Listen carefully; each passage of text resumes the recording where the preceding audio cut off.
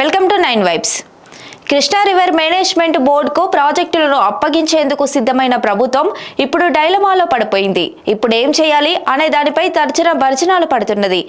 కేంద్ర జలశక్తి శాఖ ఈ నెల 17న ఇరు రాష్ట్రాలతో ప్రత్యేక సమావేశాన్ని నిర్వహించి శ్రీశైలం, నాగార్జున సాగర్ ప్రాజెక్టు వాటికి సంబంధించిన 15 అవుట్లెట్లను కేఆర్ఎంబీకి అప్పగించాలని ఆదేశించింది.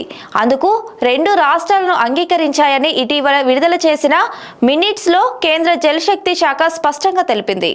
ప్రాజెక్టుల అప్పగింతతో తెలంగాణకు తీవ్ర నష్టమని కాంగ్రెస్ సర్కారు నిర్ణయంపై తెలంగాణ వాదుల నుంచి విమర్శలు వెల్లువెత్తాయి. అయితే ప్రాజెక్టుల అప్పగింతకు ఒప్పుకోలేదని కాంగ్రెస్ సర్కారు చెబుతున్నది. కానీ ఇప్పుడు ఏం చేయాలి అన్న దానిపై తర్జన భర్జనాలు పడుతున్నది. ప్రాజెక్టులను అప్పగించబోమని స్పష్టంగా తెలియజేయాలని నిర్ణయించినట్టు సమాచారం.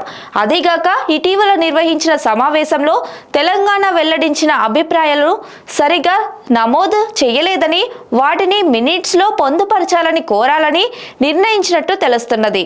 సమావేశ ఎజెండాలో ప్రాజెక్టుల ఆపరేషన్ ప్రోటోకాల్ అంశాన్ని పొందుపరిచినా దానిపై చర్చించలేదని తెలంగాణ సర్కారు వాదిస్తున్నది.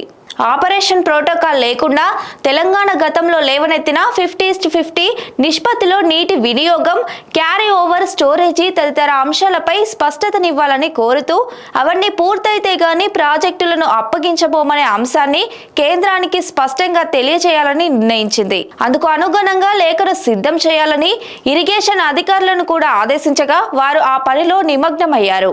ఇదిలా ఉంటే కేంద్ర జలశక్తి శాఖ ఆదేశాల మేరకు ప్రాజెక్టుల స్వాధీనానికి కేఆర్ఎంబీ సైతం కసరత్తు ప్రారంభించింది. త్వరలోనే ఆపరేషన్ ప్రోటోకాల్ పై సమావేశాన్ని నిర్వహించేందుకు సిద్ధమవుతున్నది. మరిన్ని అప్డేట్స్ కోసం చూస్తూనే ఉండండి 9 వైబ్స్.